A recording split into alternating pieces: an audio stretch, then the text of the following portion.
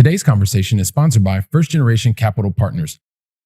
Having a lot of cash doesn't really lead to financial independence. If you can convert the cash into cash flow, then you're going to have something that goes on and can continue and you can live off of. You're listening to the Going Long podcast with Billy Keels, the #1 podcast for long-distance real asset investing.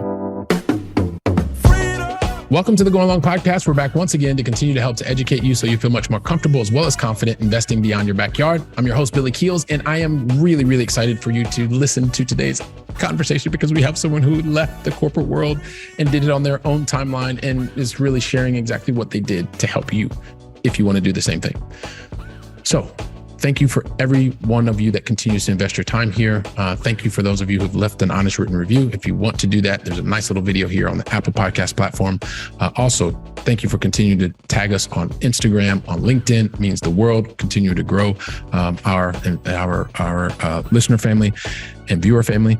And also too, if you want to check out any of the previous episodes, just go to firstgencp.com/podcasts. Once again, that's firstgencp.com/podcasts. Today's conversation, like I said, you are going to learn from someone who was in the corporate world, consumer products for quite a while, executive, and has been able to create a lifestyle that is, well, he no longer needs his corporate role. So he and his family are doing really awesome things and making massive impact. So you're going to get to hear the conversation that I had with Ari Sznajder, who is the principal at the Kapel Group. And we're going to get to that conversation just after this. So if you want to understand how becoming a corporate America dropout can lead to your financial independence and long distance investing success, then guess what? Today's the conversation you're going to want to listen to until the very, very last word. You know why? Because today's guest is not only, when he started his corporate career, he was an assistant brand manager, and he's probably going to tell us a little bit more about what that means. He also had successful corporate starts in the consumer products. I think it's still called consumer products space for almost a decade. And I really want to hear about that. But here's the great part. After having left the corporate world, it gives me great pleasure to meet the founder or speak with the founder of the Kapel Group, Mr. Ari Sznajder. Ari, welcome to the show, man. Hey, Billy, thanks so much for having me. Thanks for inviting me on. Hey, I really, really appreciate this. And I'm going to tell a little secret, but I'm going to wait until I ask the first two questions because I think, I think it's kind of cool, but everybody just stick around. If you're watching the video, watch the video. If you're listening, just keep listening because I've got something that I wanted to tell you about a conversation that Ari and I had earlier. But anyway, Ari, you know the deal here. I'm going to ask you 5 questions. Yep. Technically, I'm going to ask you more than 5 questions, but you're going to get 2 in the beginning. You're going to get 3 in the end. And I really want to get started because this is something that's, it's interesting for everybody. So help us understand, where do you call home today? Hershey, Pennsylvania. I worked in corporate America for many years, and then I was in Hershey, and both my wife and I work, and it's a low cost of living center. So we saved up some money, and what's there to invest in? We saw real estate as a good opportunity due to the fact kind of where we're living and the market. So yeah, Hershey, Pennsylvania. Hershey, Pennsylvania. And I think there's also even kind of a cool amusement park in that area. So if memory serves me correctly, Park. There you go. So I've taken my children there. So appreciate you sharing that. Ari, and also too, I really love positivity. Going Long family loves positivity. So help us out in sharing with us, what's the most positive thing that's happened to or for you in the last 24 hours? In the last 24 hours, I got a really good night's sleep. I don't know what happened. Usually it takes me until like 11:30, 12, but something hit me at like 10 p.m. that I was out like a rock, and I slept like a solid 8 hours, which for me is amazing. And I got up this morning. I kind of took me a 30 minutes to come to, but I was like, wow, sleep. How powerful, how good is sleep? Yeah. No, it's the little things in life, the basics that really help to remind us of how great things are and how great they can be. So I appreciate you sharing that. And yeah, nothing like a good night's sleep. So here's the thing, Ari, I tend to do, this is one of the things that the Going Long family knows. I tend to do things that you probably shouldn't do, like, because I'm a recovering perfectionist. It's like this gene, the thing that I have. And so sometimes it makes me try to do things like tell your entire backstory in a second and a half. That was never going to happen because you've done too much. You've impacted too many lives. So I need to ask for your help. And I would like for you to tell your backstory in your own words and take as much time as you want. And along the way, if you could also share some of the important decisions that you made to get to this point in your journey, and then we'll see where you and I take the conversation from there. Absolutely. So I'm from Chicago, Illinois, and when I went to University of Michigan, and I got into business school, and I knew business was something that I was interested in. I started in corporate America, and I worked in consumer goods for about 12 years. But somewhere along that journey, I had a health episode and I had to leave my job. And I just had a feeling that, man, this corporate America thing is not going to last for me forever. You have an expiration date on your back, when you're in corporate America and corporate Europe too, I'm sure, and across the world, that if you're not building your own asset column, you're going to be in trouble when that shoe drops and you haven't prepared yourself. Well, how are you going to provide for your family's financial security? So we made a concerted effort with my wife and our family to say, hey, we want to go to a low cost of living center. We want to save up money. We want to employ lifestyle design, cut costs, live well below our means, and invest any additional money that we have in assets to prepare ourselves and to get to financial freedom. So it's really a decision that it took us well over a decade to do. It's something I did while I was in my corporate job. A lot of people say, oh, just quit your job and just find something that you're passionate about. But a lot of times, if you don't have a nest egg, if you don't have something built up, it's hard to get there. Financial independence is like a video game, and here are the cheat codes. Number 1, live below your means and start planning. Number 2, take that extra savings and invest in your asset column. And I'm not saying it has to be real estate. Whatever you know about that's passionate, that you have some sort of competitive advantage on. And number 3, kind of start when the time is right, go all in. And I would say that, for people in corporate America, don't just quit to quit. Do it when the time's right. Do it when maybe there's a corporate restructuring and they're asking with people like severance packages, things of that nature, to get you a little bit, more that you can put yourself on your way to financial independence. So those are kind of my 1, 2, 3 cheat codes for financial independence. Very cool. So you've given us the cheat codes for financial independence. You've talked to us about you getting started out of Chicago, working for 12 years and having some health things come up. But one of the things that you mentioned is that it took almost, or did you say over a decade to be able to get to the point where you were free? It took over a decade. And that's because I had a 6-figure salary.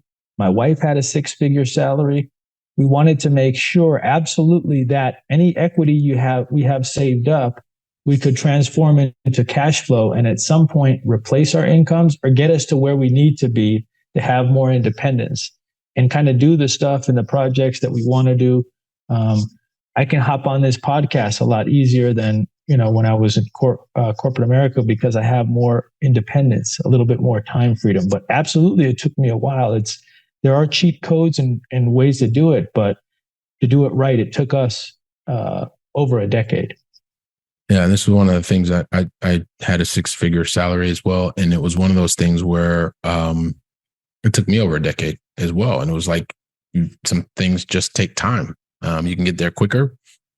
Maybe employing some of the things that I know now. Some of the cheat codes as you're talking about now are you're sharing with others who maybe they're in their early 20s and they're probably already making a 6-figure salary. We're printing a lot more money and all that stuff, but I won't go into that. But they're going to learn from you some of the different things that you did and some of the different strategies that work for you, for your context. And if you can help that person go from 12 years to 8 years, hey, you've just helped save them almost 1,400 days. And so that's pretty amazing. So like one of the things that, so you just mentioned something earlier, right? And I talked to the person that is our 6-figure earner. They're listening, they're watching, and they're like, well, wow, this sounds like I could do a number of different things. But you said building your asset column and you weren't specific to a type of asset. Yeah. That seems just kind of wild. But you said something that was really important, something that you understand. Talk to us about where you come up with this philosophy of building your asset column. And it is, it's really based on the things that you understand, not necessarily one specific thing. Yeah. So for example, when you have cash, as we found out with inflation, as we found out in these past few years, just having a lot of cash doesn't really, lead to financial independence. If you can convert the cash into cash flow, then you're going to have something that goes on and can continue and you can live off of, and it really is specific to every person. So I experimented a little bit with stocks. I looked at my 401k, and you want to max out your 401k, but you got to realize that these money managers that are working at these big organizations, they're working, because they make a percentage on the money that they have. And again, if you're going to have the money ready when you're 59, you're going to live your life before 59. Health episode happens to people, right? The likelihood that something doesn't happen to you that, makes your life a little bit harder to live between 20 years and 59 years, very high likelihood that something, could happen that you wouldn't be able to enjoy the money as much. So what can you do to put the money to work that you can enjoy it earlier? And some people do stocks, bonds, some people do crypto, whatever. Like that's nothing I ever really understood too well. And when I experimented putting money in the stock market, I wasn't very successful. So I thought to myself, what can I have a competitive advantage with? So I looked at where I was. I was in central Pennsylvania in the early 2010s, and basically the value of real estate was very low. But what we had is, especially towards the end, 15, 16, 17, we had a lot of distribution centers being built by Amazon and different e-commerce players because you're only 2.5 hour drive to New York City, Washington, D.C., Philly, Baltimore. So it's really emerging as a transport hub, a lot of new jobs, a lot of people going there, and those people needed place to live. And there wasn't a lot of housing stock, right? So those people are more likely to be a renter demographic. So I thought to myself, let's start investing in rental property, right? And within rental property, you could do a lot of things. A lot of people like single family home rentals. There's people that buy 100-unit stuff. I saw myself and where could I really compete? I had, with my wife and I, we have more money saved up than your average contractor, right? So we weren't going to compete in the 1, 2, 3 unit buildings. We couldn't compete with the big boys from, New York City, Philadelphia, the people that really are institutional investors. But there's this place in the middle, like the $500,000 to $3 million asset, 8 units, 12 units, even 30 units, things like that we really had a big competitive advantage because the big guys didn't pay attention to them. The small guys couldn't afford them and were scared of managing them. We had partnered with a property management company. So we kind of found that niche and we decided to focus there. And that's why I think we've been able to get to our financial independence. And being able to carve out that strategy and being able to really understand, where you were, where you are, where others were playing, and be able to say, okay, this is where we want to move forward. This is where we want to be able to create our competitive advantage is one of the things that really helps to create your space, right? At the same time, so you talk about the exit from corporate America. You talked about the place where you decided to focus. But have you done all of this on your own, and just from the very beginning, you just kind of read books and did it yourself?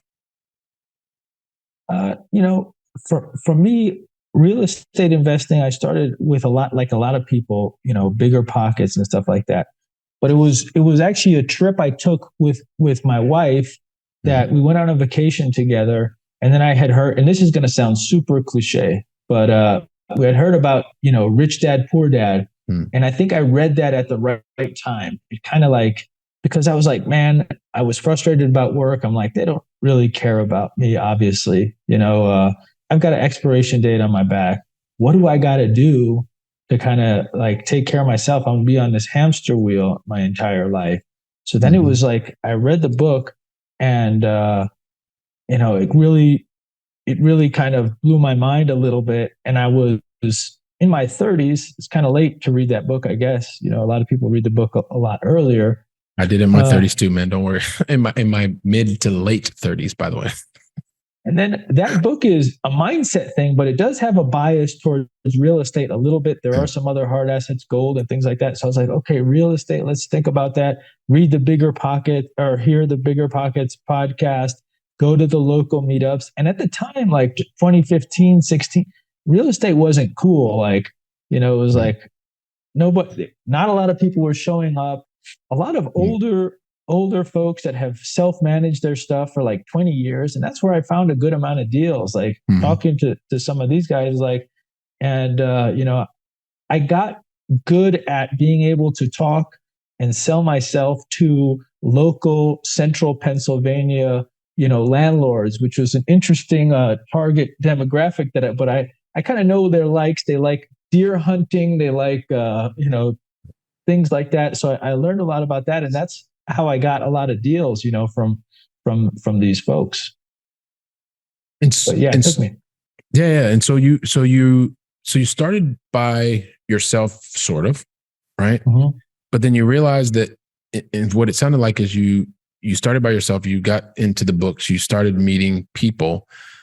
But would it be safe to say that when you started actually experiencing growth and more impact, that you were no longer working or functioning by yourself? Yeah. So, okay. You need to have a good team. Yep. Yeah. So you've got the team aspect, but so at any point, have you done like either formal mentoring, coaching with other individuals, investing in yourself, that kind of thing? Yeah. So coaching is probably a blind spot for me that I probably should still leverage more at this point. But my mindset was always like the Bigger Pocket school of I could find out most stuff on YouTube. And if I have the mindset and if I'm meeting with people and if I have informal mentors, I don't have to go through a paid program. When I first started and I want to get into multifamily, I was like, wow, I want to buy the 100 unit, 200, 300. Yeah, you probably want to get into a mentorship program so you can pool capital and help them find deals and stuff like that.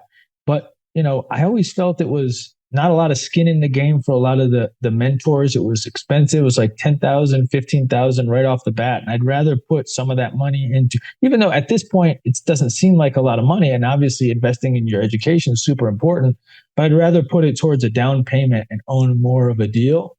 So my mindset is a little bit more, I haven't done the formal coaching at this point. Not to say I probably could have done a lot better. I could have probably done, a lot better if I had the right coach. But I have not done that yet, Billy. Yeah. What's really interesting because in the beginning you said, or at least I heard you say that it seemed like a lot of money. And now where you are having some success, you realize that, hey, listen, this is about a development in myself or in my network or something like that.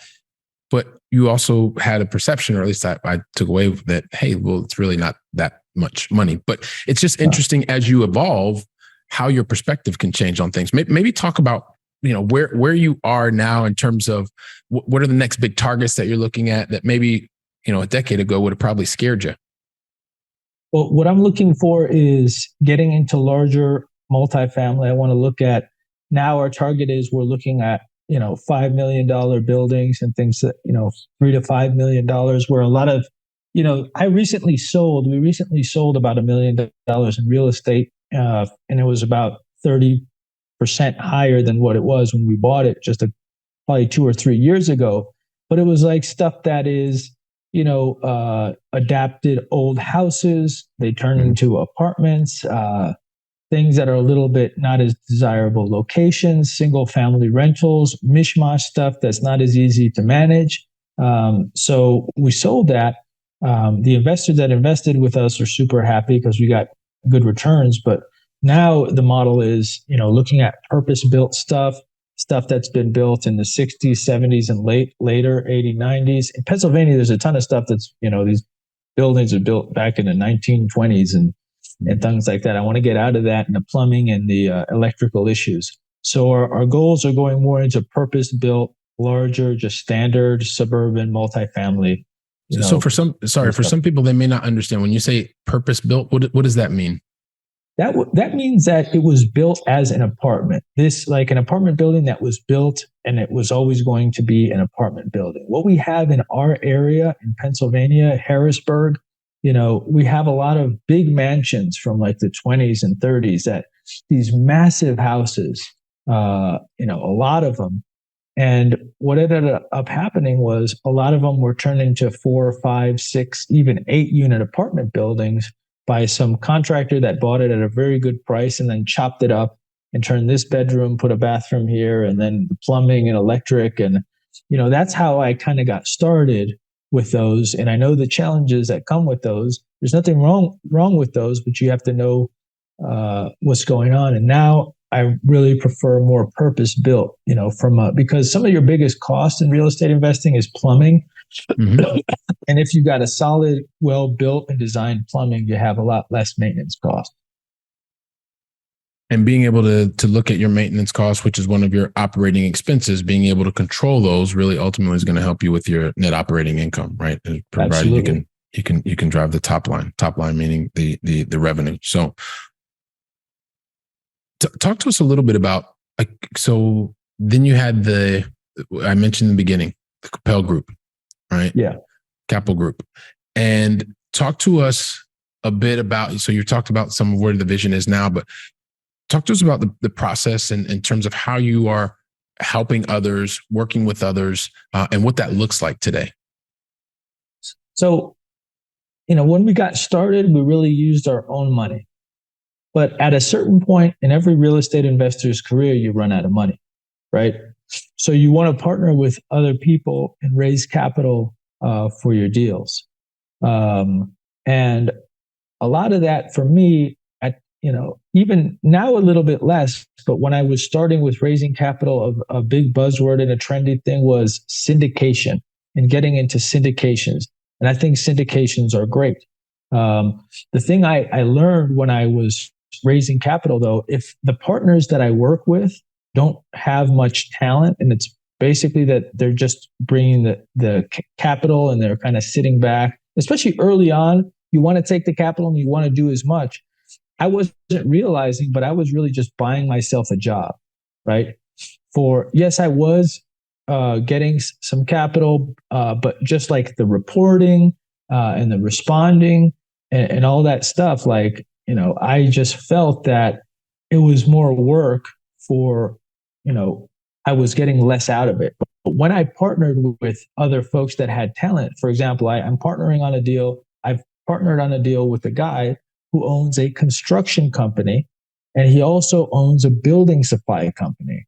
So when we do renovation and stuff like that, it's amazing to sort of benefit, because when you own the building supply company, you're buying stuff with such big scale that you get things like lumber, metal, plumbing supplies, PVC, you name it, at a much less expensive price. So I'm now picking and choosing the partnerships that I enter a little bit more carefully, right? And people that have some expertise, and it doesn't just have to be construction, whether it's a cost segregation person who knows taxes really well, that's a big benefit too. So I'm being a little bit more choosy now about the partners that I work with. And so this is, once again, this is as part of the evolution. Where you started is not where you are, and is not where you will be. You looking at larger types of assets nowadays, and also this is how you're working at Kapel Group with others, and being able to serve others looking for that specific expertise, and being able to team and work together. So that makes a lot of sense. And I know we're going to give everyone an opportunity to figure out more about how they can contact you. Hey, by the way, everyone, because I know you're still here, but one of the things that I was going to mention to you in the very beginning, because Ari had a great suggestion, I'd love to know what you all think about this. because he and I, before this conversation, we were actually speaking in Spanish. And I'd love to know, like through your reviews, like what do you think about us doing a Spanish speaking episode? Ari, ¿cómo lo ves? Vamos. ¿Tú lo ves perfecto o no? Vamos, perfecto. That's just a little teaser for everybody. So we're going to be doing more. Give us your feedback. If you want, we could do this. We'll do this again and we'll do it in Spanish. So I appreciate that because it was a wonderful suggestion earlier from Ari. Was my Spanish okay?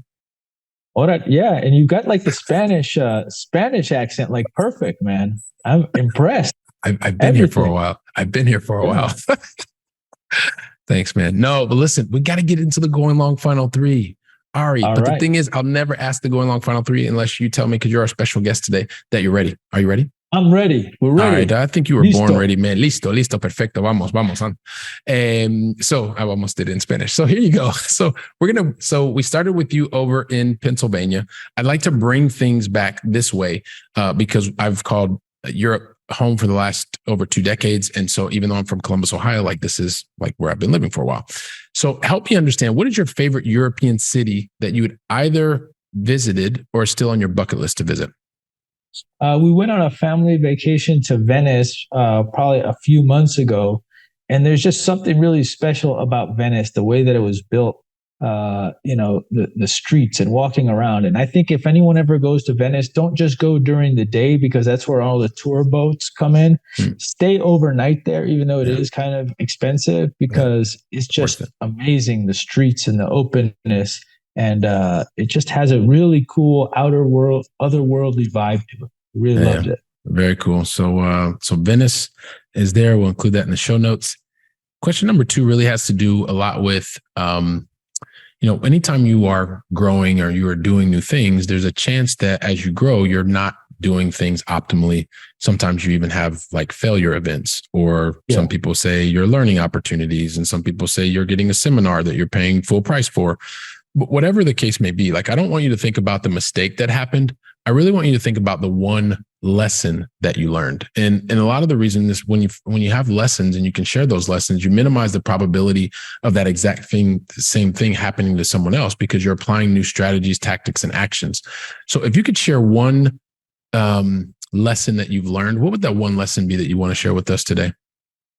I would say align your financing strategy with your business strategy, which means that if you're going to grow a lot and add a lot of value to a property and a building and increase the value from maybe 700,000 to 2.5 million, don't get, conservative locked in financing for like over 10 years, which I did. And I had to pay a big prepayment penalty when we wanted to cash out and get some of that equity.